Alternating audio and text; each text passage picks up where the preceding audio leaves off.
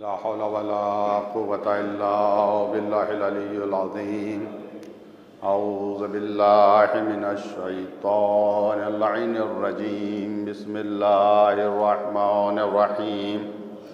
الحمد لله نحمده ونستعينه ونستغفره ونستهديه ونعوذ بالله من شرور أنفسنا ومن سيئات أعمالنا. من يهد الله فلا مضل له ومن يضلل فلا هادي له. وأشهد أن لا إله إلا الله وحده لا شريك له. وأشهد أن محمدًا عبده ورسوله انتجبه لولايته واختصه برسالته وأكرمه بالنبوة أمينًا على غيبه ورحمة للعالمين. وصلى الله على محمد وعليهم السلام. صلوات على محمد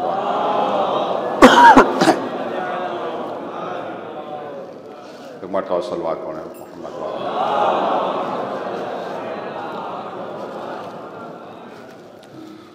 اوصیکم عباد اللہ بتقوی اللہ وخوفکم من عقابہ. میں اپنے آپ کو اور آپ تمام حضرات کو، تمام نمازیوں کو تقوی الہی اختیار کرنے کی وصیت اور نصیحت کر رہا ہوں. پروردگار ہم سب کو اتنی توفیق دے کہ ہمیشہ ہم اس کے احکام کے اوپر عمل کرتے رہیں اور ہمارے دلوں میں اس کا تقوی پایا جائے. جمعے کے اس پہلے خطبے میں جیسا کہ آپ حضرات کے علم میں ہے، وہ عظیم الشان خطبہ جسے شیخ طوسی نے مصباح المتہجد میں نقل کیا ہے کہ جب جمعے کے دن عید غدیر پڑی تو مولائے کائنات وارث غدیر منبر پر گئے اور ایک عظیم الشان خطبہ ارشاد فرمایا. اسی خطبے کے حوالے سے مسلسل گفتگو کی جا رہی ہے. اس خطبے کو ہم نے 21 ابواب میں 21 چیپٹر میں تقسیم کیا ہے. 16 باب کو بیان کیا جا چکا ہے. 17ویں باب کا ذکر ہو رہا ہے. اس 17ویں باب کا عنوان ہے ذمہ داریاں. مولا کائنات نے بتایا ہے کہ تمہاری ذمہ داری کیا ہے. اس باب میں 7 جملے ہیں. ایک جملہ میں بیان کر چکا ہوں، دوسرے جملے کی شرح ہو رہی ہے. مولا نے فرمایا، دیکھیے اب تصور کیجئے یہ مولا کے زمانے کا خطبہ ہے کہ وارث غدیر منبر پر ہیں اور اصحاب بیٹھے ہوئے ہیں. اللہ تم پر اپنی رحمت نازل کرے. جب تم یہاں سے واپس جانا تو اپنے بیوی بچوں پر دل کھول کے پیسہ خرچہ کرنا، کنجوسی نہ کرنا، بخل نہ کرنا. دوسرا جملہ امام نے فرمایا وَالْبِرَّ بِإِخْوَانِكُمْ، اپنے بھائیوں کے ساتھ نیکی کرنا. بر کے معنی کیا ہے میں بیان کر چکا ہوں. کیونکہ بھائی چارگی بہت ہی اہم ہے، اس وجہ سے اس جملے کی میں اور شرح کرنا چاہتا ہوں. دیکھیے یہ آپسی محبت، یہ میل جول، آپسی محبت یہ اللہ کی بہت بڑی نعمت ہے. اس کی قدر کرنا چاہیے. سورہ آل عمران آیت نمبر 103 میں ارشاد ہوا. یہ آیت اکثر آپ سنا کرتے ہیں مگر پوری آیت سماعت فرمائے وَاعْتَصِمُوا بِحَبْلِ اللَّهِ جَمِيعًا وَلَا تَفَرَّقُوا. اللہ کی رسی کو مضبوطی سے پکڑ لو، تفرقہ مت ڈالو، جھگڑا مت کرو. اللہ کی رسی کو مضبوطی سے پکڑے رہو، یعنی اتحاد سے زندگی بسر کرو. یہ قرآن کا پیغام ہے. مگر یہ آیت کا پہلا حصہ ہے. آیت کا اگلا حصہ کیا ہے؟ وَاذْكُرُوا نِعْمَةَ اللَّهِ عَلَيْكُمْ. اس نعمت کو یاد کرو جو اللہ نے تمہیں دی ہے. اِذْ كُنْتُمْ أَعْدَاءَ، جب تم دشمن تھے ایک دوسرے کے خون کے پیاسے تھے. فَأَلَّفَ بَيْنَ قُلُوبِكُمْ، اللہ نے تمہارے دلوں میں الفت کو پیدا کیا، محبت کو پیدا کیا. فَأَصْبَحْتُمْ بِنِعْمَتِهِ إِخْوَانًا، تم اللہ کی نعمت کے وسیلے سے ایک دوسرے کے بھائی ہو گئے. تو یہ بھائی چارگی اللہ کی بہت بڑی نعمت ہے. اس لفظ پر غور کرنے کی ضرورت ہے. بِنِعْمَتِهِ، اللہ کی نعمت کے صدقے میں تم ایک دوسرے کے بھائی ہو گئے. جب اس نعمت ہی کو تم نظر انداز کر دو گے تو جھگڑا تو ہوئے گا ہی. اور سب سے بڑی نعمت ولایت مولا کائنات علی بن ابی طالب علیہ السلام ہے.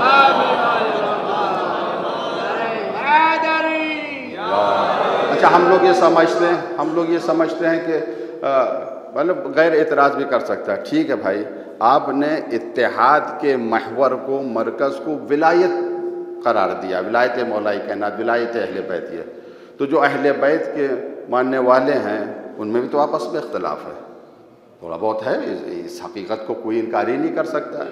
یہ ہمارے درمیان جو اختلاف ہے وہ اتنا اہم نہیں ہے۔ اللہ نے جب ولایت کی نعمت عطا کی ہے تو ایک دوسرے کا جو حسد یا بغض یا کینہ دل میں ہے وہ خود ہی نکالے گا۔ سورہ ہجر آیت نمبر 47، وَنَزَعْنَا مَا فِي صُدُورِهِمْ مِنْ غِلٍّ، جو غل دلوں میں ہے، جو کینہ دلوں میں ہے، ہم اس کینے کو نکال دیں گے۔ خدا کہہ رہا ہے جو کینہ ہے، جو دل میں بغض ہے ایک دوسرے کے، وہ ہم نکال دیں گے۔ اللہ من صدورہم من غل اخوانا علی سرور متقابلین، جنت میں تم ایک دوسرے کے سامنے آمنے سامنے بیٹھے رہو گے۔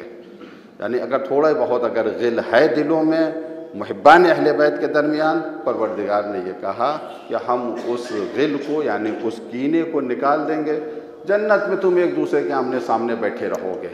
تو وہ عادت ابھی سے ہم لوگ ڈال لیں، صلوات پڑھیں محمد وآل محمد۔ اچھا، تو یہ ہم نے پہلے اس میں عرض کیا تھا کہ بھائی تین طرح کے ہوتے ہیں، ایک سگا بھائی، دوسرا ایمانی بھائی، تیسرا بھائی خود تمہارا دین ہے۔ اس پر میں بھی نہیں آ رہا ہوں۔ یہ جو بھائی ہیں، چاہے سگا بھائی ہو یا تمہارا ایمانی بھائی ہو، دین کا بھائی ہو، یہ دین کے بھائی کس طریقے کے ہوتے ہیں؟ تین طریقے کے ہیں۔ امام جعفر صادق علیہ السلام فرما رہے ہیں، توف العقول پیج نمبر 323، بہت ہی اہم حدیث ہے، اسے غور سے آپ سماعت فرمائیں۔ آپ فرماتے ہیں الاخوان ثلاثہ، بھائی تمہارے تین طرح کے ہوتے ہیں، کچھ بھائی غذا کی طرح ہیں، کچھ بھائی بیماری کی طرح ہیں، کچھ بھائی دوا کی طرح ہیں۔ اب اختیار تمہارے ہاتھوں میں ہے، چاہے تم ایسے بھائیوں کو ایسے کو بھائی بناؤ جو غذا کی مانند ہیں، ایسے کو بھائی بناؤ جو بیماری کی مانند ہیں، یا ایسے کو بھائی بناؤ جو دوا کی مانند ہیں۔ یہ چھٹے امام فرما رہے ہیں فواحد کالغذاء التی یحتاج الیہ کل وقت، ایک تمہارا بھائی کھانے کی طرح ہے، ہر وقت تمہیں ضرورت ہے، 2 دن نہ کھاؤ تو چل نہیں سکتے ہو تو قدم۔ اسی طرح سے ایک ایسا بھائی ہے کہ 2 قدم تم بھی نہیں چل سکتے ہو اگر تمہارا بھائی نہ ہو۔ یہ کیسا بھائی ہے جو غذا کی طرح ہے؟ فہو العاقل، یہ عقل مند ہے۔ تو اس کا مقصد یہ ہے بھائی بنانا تو عقل دیکھ کے بنانا۔ یہ عقل مند بھائی غذا کی طرح ہے، ہر وقت میں جس طرح سے غذا کی ضرورت ہے اسی طرح ہر وقت میں عقل مند بھائی کی ضرورت ہے۔ والثانی فی معنی دوا، دوسرا بھائی تمہارا دوا کی مانند ہے، دوا کی طرح ہے، دا بیماری کی طرح ہے۔ دا اور دوا میں فرق ہے تھوڑا، دوا جو آپ لوگ سمجھتے ہیں اردو میں بھی ہے، دا یعنی بیماری۔ ایک بھائی تمہارا بیماری کی طرح ہے، وہ کون بھائی تمہارا بیماری کی طرح؟ وَهُوَ الْأَحْمَقُ، وہ بیوقوف ہے، بیوقوف سے دوستی نہ کرنا، عقل مند سے دوستی کرنا۔ وَالثَّالِثُ فِي مَعْنَى الدَّوَاء، تیسرا بھائی تمہارا دوا کی طرح ہے، جیسا بیمار پڑتے ہو دوا کھاتے ہو شفا مل جاتی، ویسے تمہارا بھائی وہ دوا کی طرح۔ وہ کون ہے؟ فَهُوَ اللَّبِيبُ، وہ لبیب ہے۔ لبیب لب سے ہے، لب اور عقل کے معنی ایک ہیں مگر تھوڑا سا فرق ہے۔ لب اس قرآن میں آیا ہے اولو الالباب، بہت آیا اولو الالباب، اولو الالباب، یہ قرآن مجید میں آیا ہے، صاحبان عقل، صاحبان عقل۔ عقل اور لب کے معنی ایک ہے مگر تھوڑا سا فرق ہے۔ وہ عقل جو خالص ہو، جس میں کسی طرح کی خواہش کی ملاوٹ نہ ہو، اسے لب کہتے ہیں۔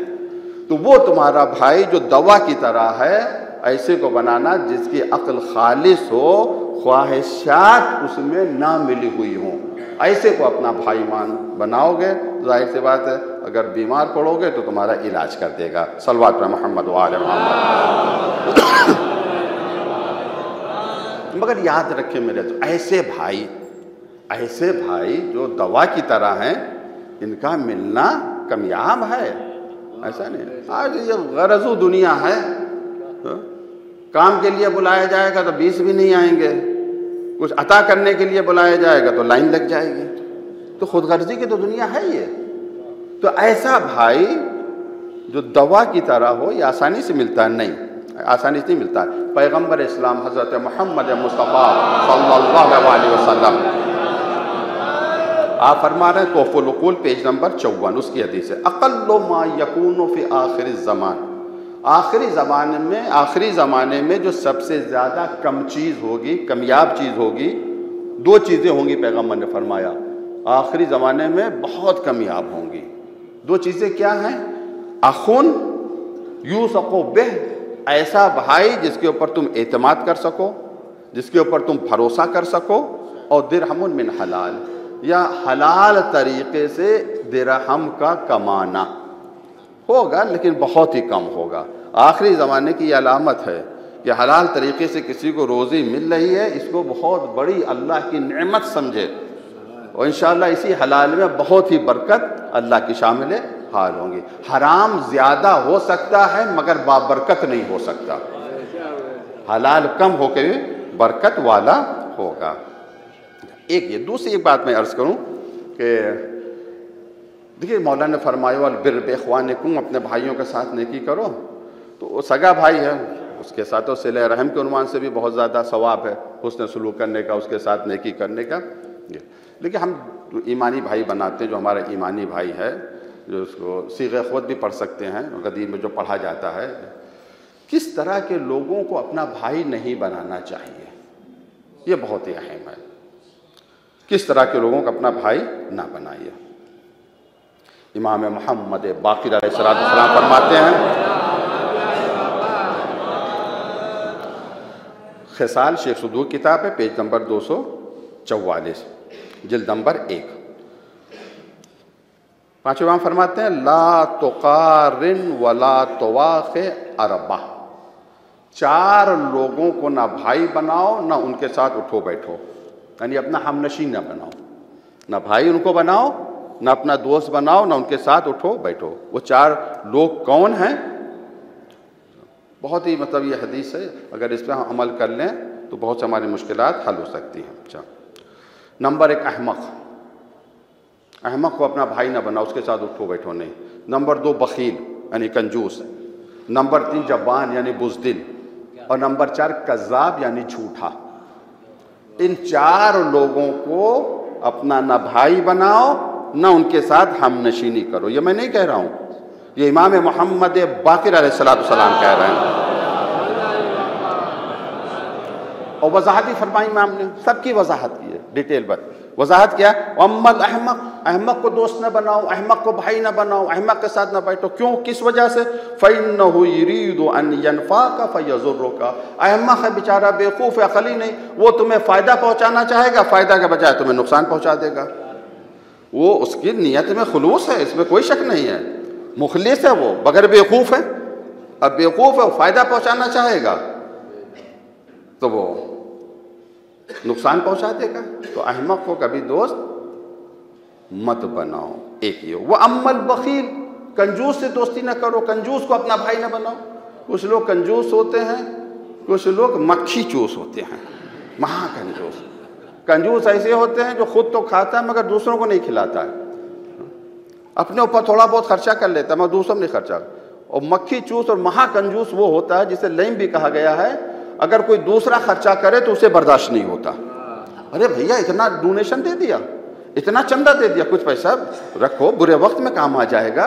یعنی نہ خود خرچہ کرے گا اور دوسرا اگر خرچہ کرے گا تو اسے برداشت نہیں ہوگا، برے وقت میں کام آئے گا۔ جمع کر کے رکھو، انشورنس کرا دو، ایف ڈی کرا دو وغیرہ۔ یاد رکھیں میرے عزیزو اس جملے کو کہ برے وقت میں پیسہ کام نہیں آتا ہے، پروردگار کی کمک اور مدد کام آتی ہے۔ کتنے لوگوں کے پاس پیسہ رکھا رہتا ہے مگر برا وقت انہیں کچل دیتا ہے، انہیں تباہ اور برباد کر دیتا ہے۔ خیر اس کا مقصد نہیں کہ آپ ایف ڈی نہ کرائیں، یہ ایک الگ ٹاپک ہے، لیکن وہ ایک الگ مسئلہ ہے۔ صلوات محمد و آل محمد۔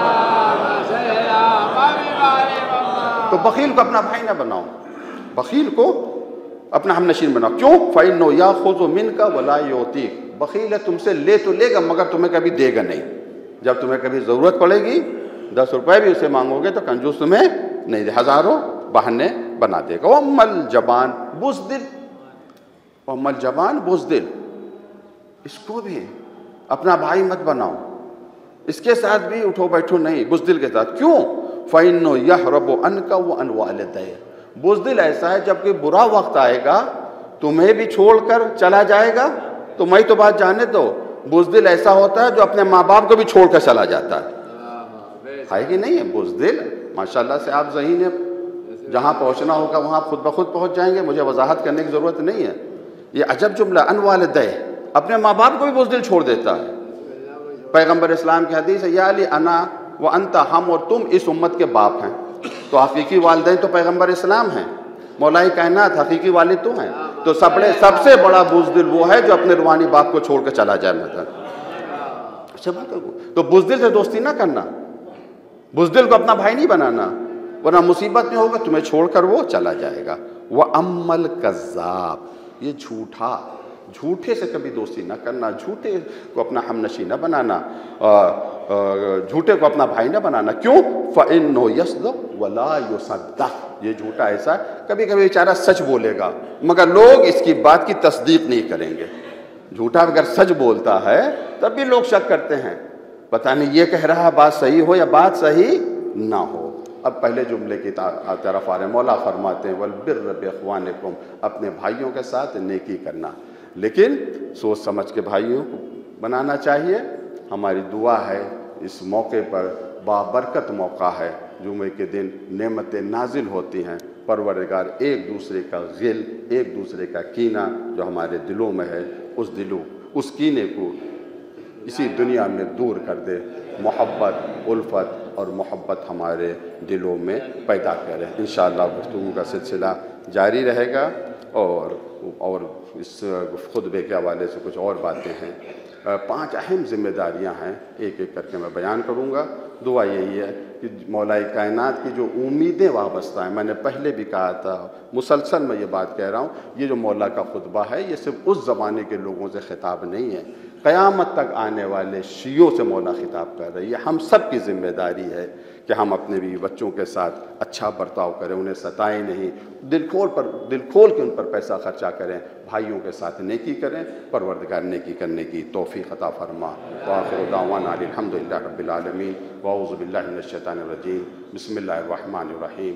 قل هو اللہ احد اللہ الصمد لم یلد ولم یولد ولم یکن له کفوا احد. صدق اللہ العلی العظیم. اللہم صل علی محمد وعلی محمد. اللہم صل علی محمد وعلی محمد. اللہم صل علی محمد وعلی محمد.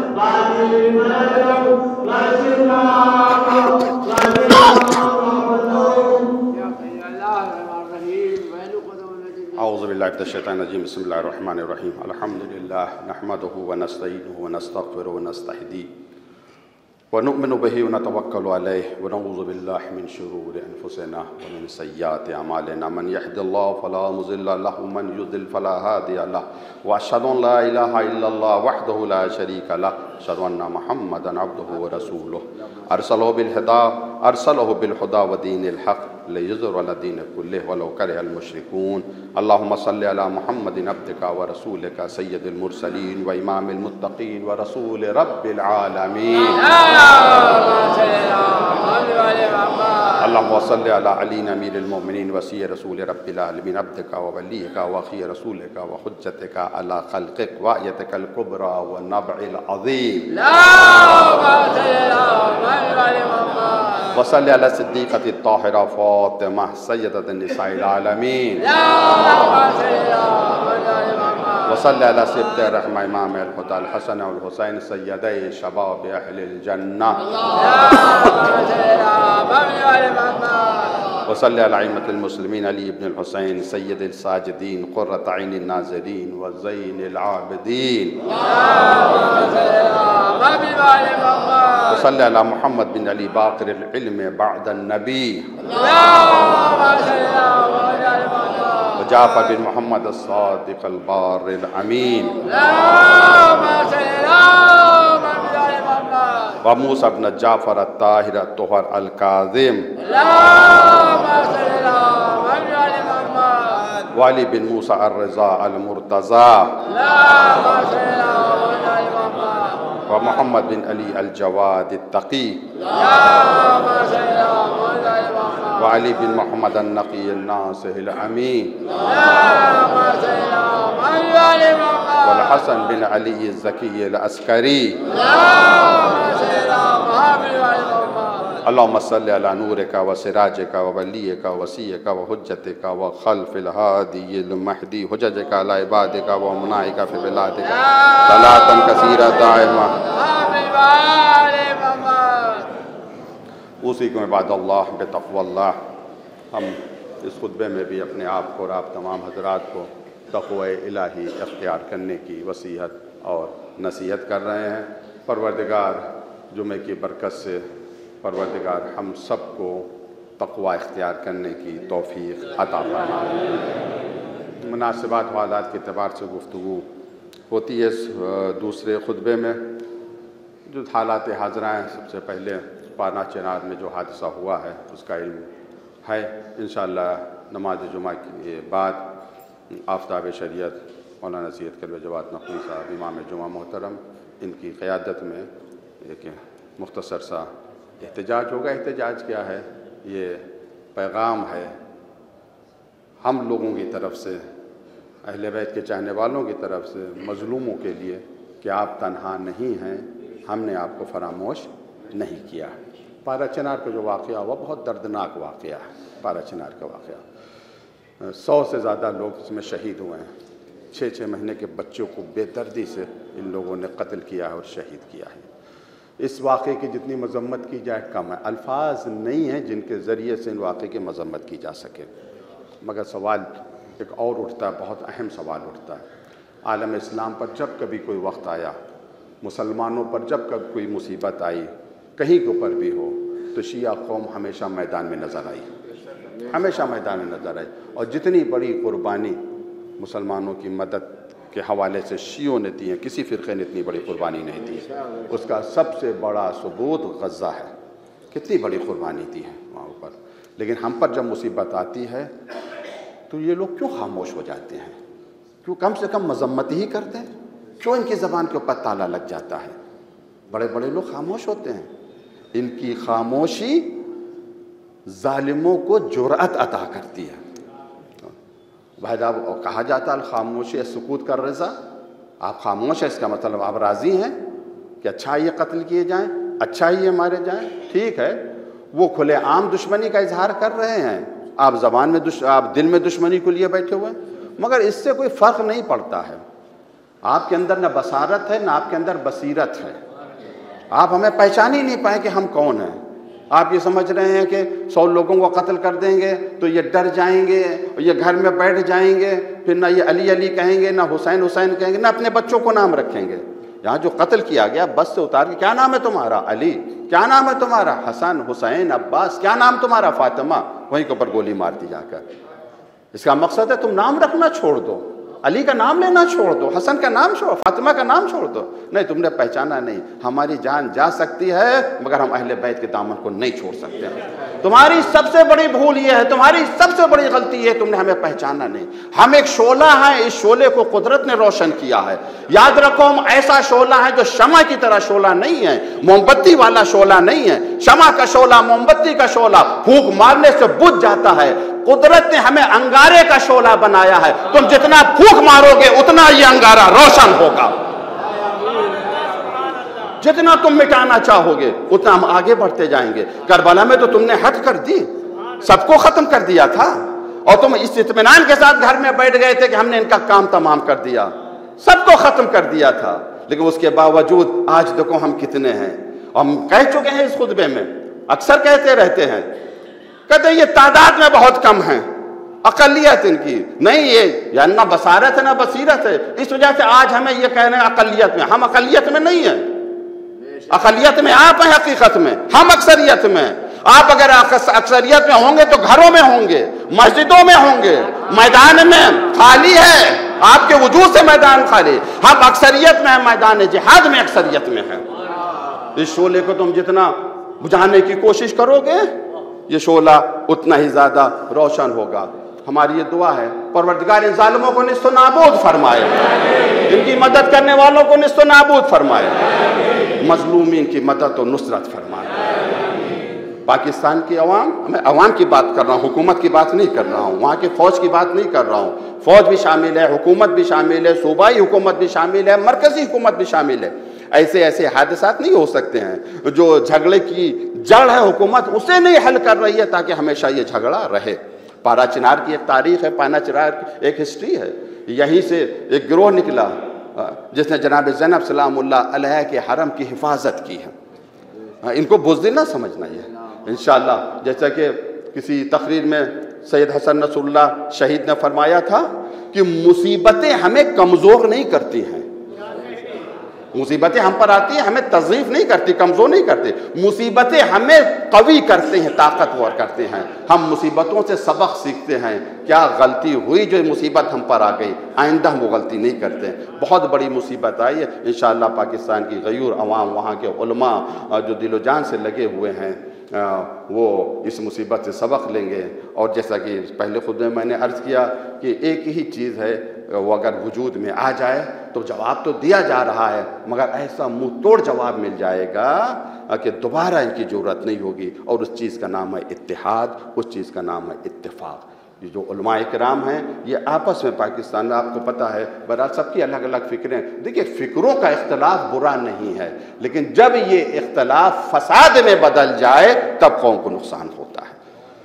اب دیکھیے پوری قوم کا وجود اس کے اوپر حملہ ہو رہا ہے، دعا یہ ہے کہ پروردگار ان کے صفوف میں اتحاد اور اتفاق کی نعمت کو پیدا کرے اور ظالمین کو نابود فرمائے۔ ظالمین کی نابودی، مظلوم کی مدد و نصرت کے لیے بڑا صلوات پر محمد وآلہ۔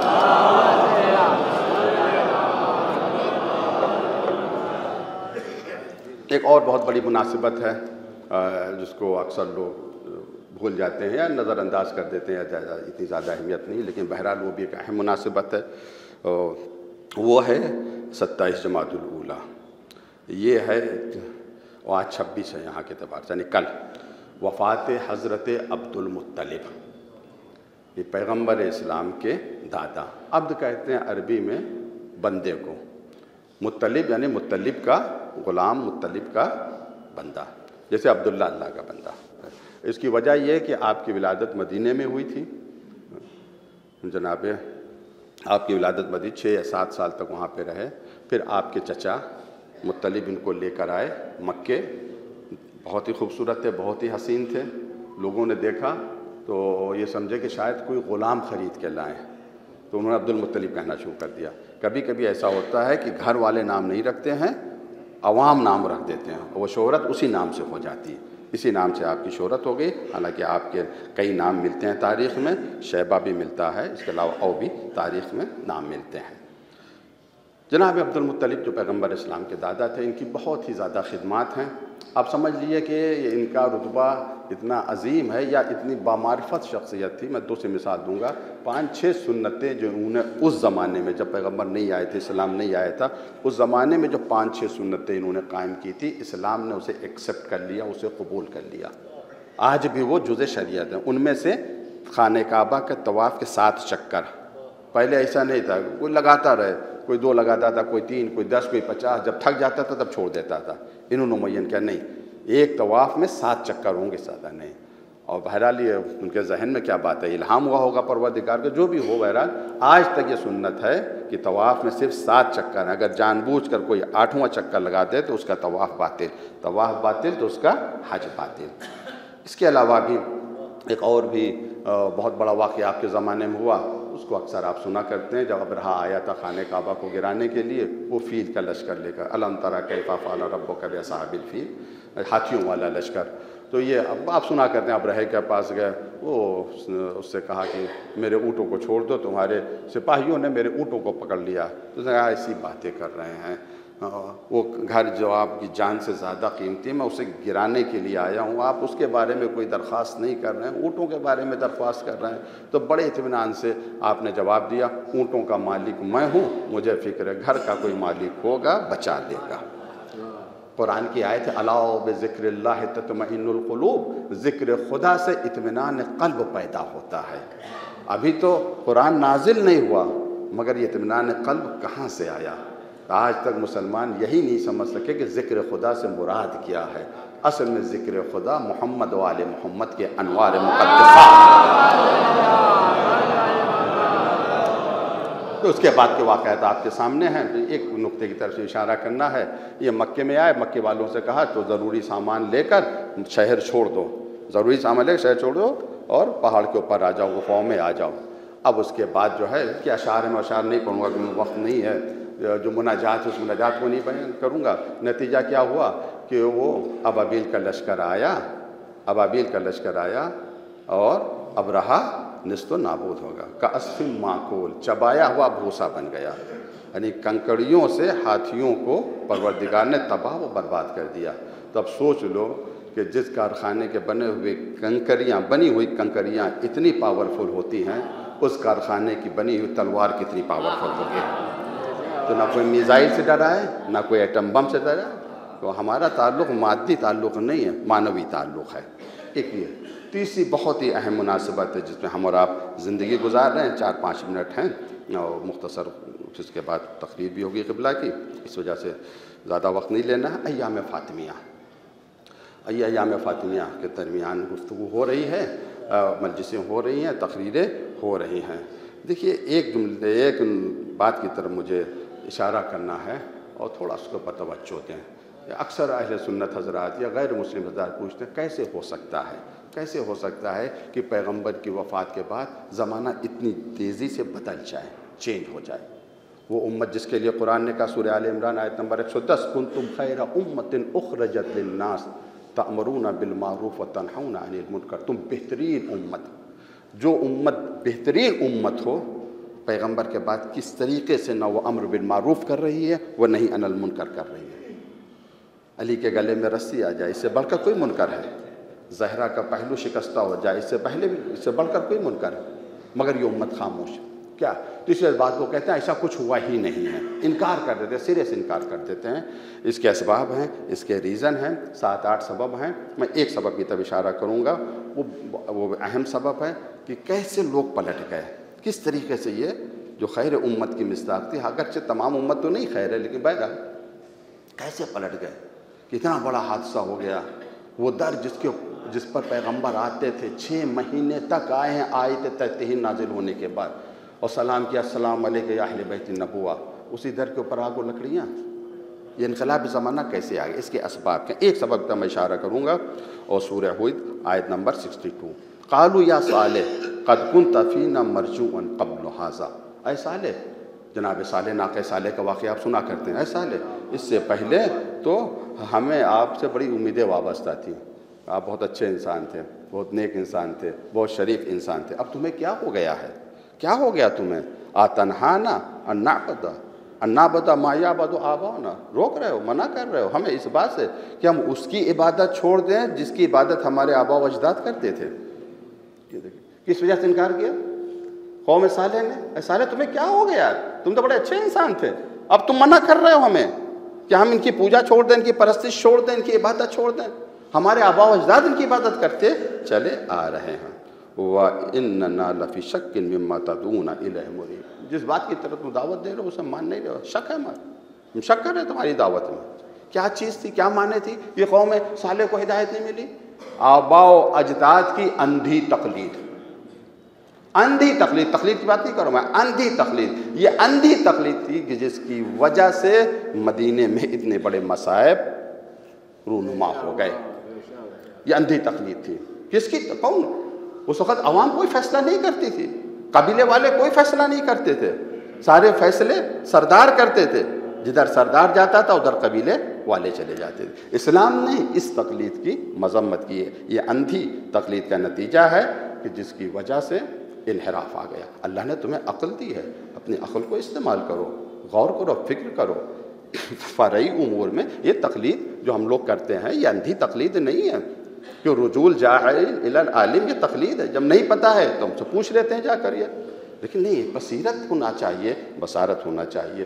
دعا ہے پروردگار سے کہ پروردگار اس اندھی تقلید کو ہمارے دلوں سے دور کر دے، ہمارے دلوں کو منور کرے۔ جن لوگوں نے جناب سیدہ سلام اللہ علیہ پر ظلم کیا ہے، پروردگار ان کو اور ان کے ماننے والوں کو سخت ترین عذاب میں گرفتار فرما۔ پروردگار جو لوگ ظلم کر رہے ہیں، اسرائیل ظلم کر رہا ہے، پروردگار اسرائیل جو ظلم کر رہا ہے اور اس کے بہت سے لوگ اس کی مدد بھی کر رہے ہیں، مدد کرنے والے اگر لائق ہدایت ہیں تو انہیں ہدایت دے، ورنہ ان سب کے شر سے انسانوں کو نجات عطا فرما۔ بہت سے بیماروں نے دعا کے لیے کہا پروردگار جتنے بھی بیمار ہیں سب کو شفائے کامل اور عاجل عطا فرما، ہم سب کی پریشانیوں کو دور فرما۔